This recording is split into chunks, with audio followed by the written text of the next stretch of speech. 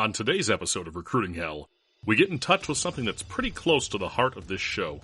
The overarching fact that job hunting sucks.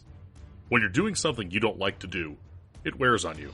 And today's guest is going to give us strategies that build your endurance for your job hunt and give you some true resilience to help you get through it. I think so oftentimes the skills that we develop or that we really hold on to are there because they tie to a personal experience. And this is why when we talked, Rob, I said this is what I would love to talk about or share with your listeners, because I've had my own experience of being unemployed, of having that experience of the false hope and not getting the job, or holding out for so long and thinking, why aren't they responding? What's going on? Yeah. What have I done? What have I not done? All of those questions and fears and experiences. I've been laid off. I've gone through the mental and emotional process of computing what that means. So when I thought about my experiences in what might be referred to as recruiting hell, I thought the most important thing is resilience.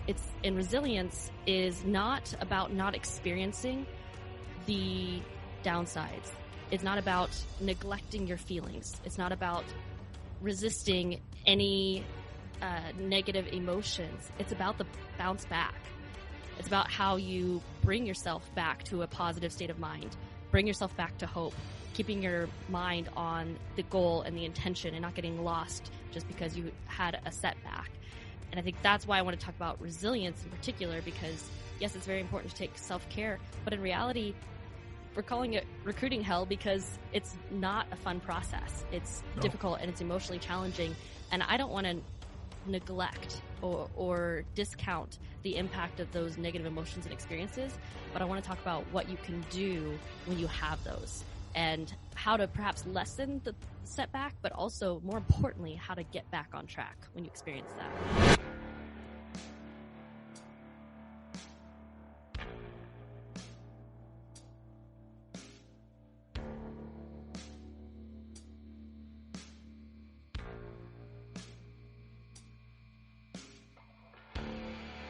Hello, and welcome to Recruiting Hell. I'm glad you're here with us today. I'm your host, Robb Conlon. Welcome to episode 20 of Recruiting Hell. We are closing out the second 10-pack of episodes here with an episode on resilience and finding a way to keep pushing through this difficult task of job hunting. This episode will be wrapping up season 1 of Recruiting Hell. I thought a 20-episode season was a great endpoint. It's a nice, even number, and honestly, it's kind of in two halves already. The earlier episodes where the show was kind of finding its feet, and then, of course, these later episodes that bring some of the big guns to improve your job hunting. It's a constantly evolving process, and every bit of information I can get your way helps you get that much closer to finding a new or better opportunity as we begin season 2 next week.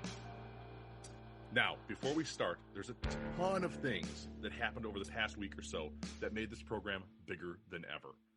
I want to get these out here before we tie the season off.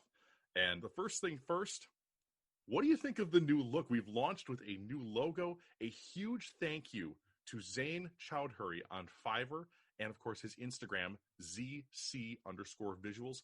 By all means, folks, please go follow that guy. He did a fantastic job. And his design is everything I ever wanted in a logo. And I really hope you like it as well, and hopefully it gets the show a bit more exposure as well. The second thing is that outside of this show, there is even more than you can get from Recruiting Hell. And that's, of course, with our free newsletter at recruitinghell.com, which is called, of course, Recruiting Hell Overtime. It has great content like 5-minute resume fixes, the weekly discipline download, or links to great articles and extras like pre- and post-show conversations. Now, this all varies with each episode because these are all individually crafted pieces of workmanship, but I promise you that you'll find more there than just what you find here on the show. So bounce on over to recruitinghell.com and get some of that extra content, and be sure to drop a subscription for those newsletters that release every Wednesday afternoon. Lastly, while you're actually at recruitinghell.com, you're going to notice a little button that says support the show. This one is really, really special, and there are some amazing folks out there who we'll hear about in future episodes that have already subscribed to our Patreon and are helping produce this show and shoulder some of the costs that help folks who need a job get a job. So if you're a fan of this show and you want to see more, supporting us on Patreon can unlock some very cool benefits, like voting on episode topics so you can help drive the direction of the show. You get early release episodes and merch codes for our new exclusive line through TeePublic. There's even a tier with some one-on-one coaching from yours truly to help give your job hunting experience an edge. Now, that's a whole lot of things to cover that all just sprung up in the last 7 days or so. So to summarize, love the new look, Overtime's new, TeePublic store, and Patreon too.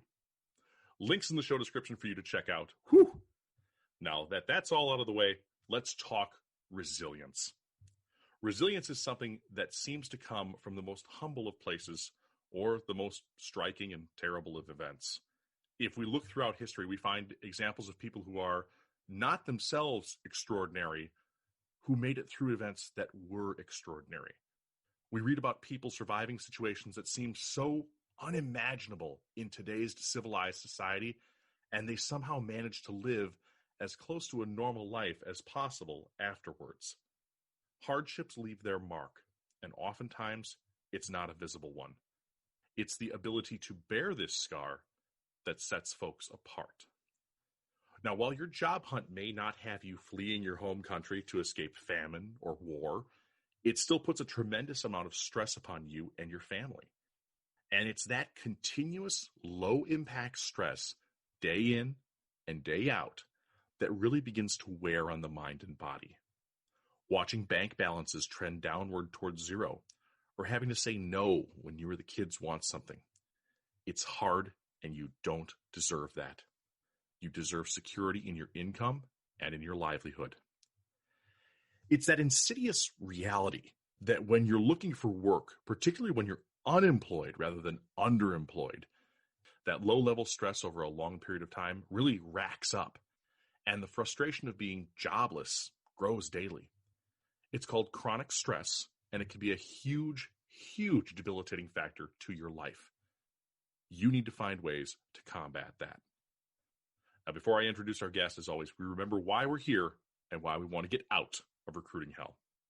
If you're listening to this show, you're here for one of two reasons. You want to get a better job or a new job. Today's job market is tough, and you're in the awful situation I call recruiting hell, where good jobs are few and far between, and scams, underpayment, ridiculous requirements for entry-level jobs abound. This show is about teaching you to avoid the pitfalls of the modern job hunt and help build you as a person to bring your interview and job hunting game to the next level. This show is here to give you the discipline and the motivation to keep going in your search so that you can get out of recruiting hell.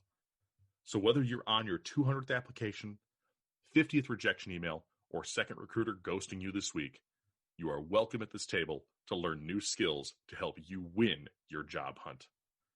After all of that, folks, we are finally here at the main event. Thanks for bearing with me. And today, to teach us about resilience in the face of absolute recruiting hell, is my very good friend Ariel Kopac, neurolinguistic programming practitioner, I got that in one take, and the host of the MP3 Podcast. Ariel, welcome to the show. Thank you so much for that warm introduction, Rob, and I'm really excited to be here and to talk about resilience with you on Recruiting Hell. Awesome. I've been really looking forward to this. I have been too. This again, another one of these episodes. It's so funny. Maybe I have to contact guests a little bit shorter ahead of time, but I figure this is one that's been in the works for about 2 or 3 months, which is great. So excellent. Again, welcome, my friend. You and I met through a podcast community that I talk about on this show quite a bit, Podcast Town. And outside of that, you do something that's really kind of special. You have a very unique business and what you do. So why don't we give the listeners a quick rundown of who Ariel is and what you do to help folks with both your show and, of course, the website that's kind of attached to that. Certainly. So my business is called Harness Your Hindranc, and I am a business coach who focuses on mindset and limiting beliefs. Majority of my clients are sales professionals who have identified that they know what they need to do to get to that next level of growth, of success, of production. Oftentimes they're running their own business as well as bringing in the production to build their business. And what they find is that They know what they need to do. It's not about more information needed or more strategies. Really, there's a mental or emotional roadblock holding them back from that next level of growth or success. So I go in and help them dig in, figure out what's holding you back from doing what you know you need to do or say you want to do, but just aren't doing. Either not finding the motivation, or it seems so simple, yet you're not acting upon it. Something likely is going on mentally or emotionally. It's holding you back from that next level of success. So that's my primary business, is business coaching for sales professionals and business owners. Harness Your Hindrance. Now the podcast, MP3 Podcast, is really more of an outlet. So I shared with my now podcast producer that I love what I do. So in coaching, I'm really digging in and I'm asking questions, just digging deeper and deeper and deeper, finding the right question to open the door to find the truth. And I say that my gift is drawing out someone's inner wisdom, helping them to see the truth that they have within them that's just a little bit covered or hidden. And I love what I do. I'm very passionate about it. But I also shared that through this amount of listening, there's so much wisdom that I have gained and received from my clients and from those whom I've done coaching with. And I don't really have an outlet for that. I don't have an opportunity to share. And sometimes in those moments, I'm like, wow, this is so powerful. And this is amazing wisdom that we just drew out. And it's a wonderful gift between myself and my client. But there's such an opportunity for more of that to be shared, more of that wisdom to be passed on. And so that was one of the motivations for me starting the MP3 podcast, as well as, side note, I'm a total dork about personality types. I love studying personality types and allowing for that information to give greater insight to why someone might react in a certain way. And so the podcast was a mixture of those things, being an outlet to share more about the wisdom, emotional intelligence, personality types. And that's why I started MP3, Mastering Personality, Perspective, and Productivity podcast. So I can have an outlet to talk about those things that I'm passionate about. Excellent. And I'm glad you went into what MP3 actually stands for. Mastering Personality, Perspective, and Productivity. Perfect. Okay. So again, that makes a ton of, that's so creative, because when I first saw that, I went, MP3 podcasts generally are MP3s. Right. like how did she get that? Did she get that was she an early arriver to the podcast scene? But no, it's all good. And it makes perfect sense for what you do, Ariel. And that's excellent. So again, for your community who's probably tuning in here, you folks are probably facing your own unique challenges that Ariel's helping you with. And you're more than welcome here in this audience as well, because chances are some of those do overlap. And I certainly hope there's an opportunity for listeners on both of our shows, the folks that, eventually will come from here to yours, which I think if you're listening to this show, go tune into Ariel's, because there's probably some really great stuff there for you too. You're going to find something new, and that's great for your unique challenges that life throws at you from either of these productions. So I think it's a great little crossover for us.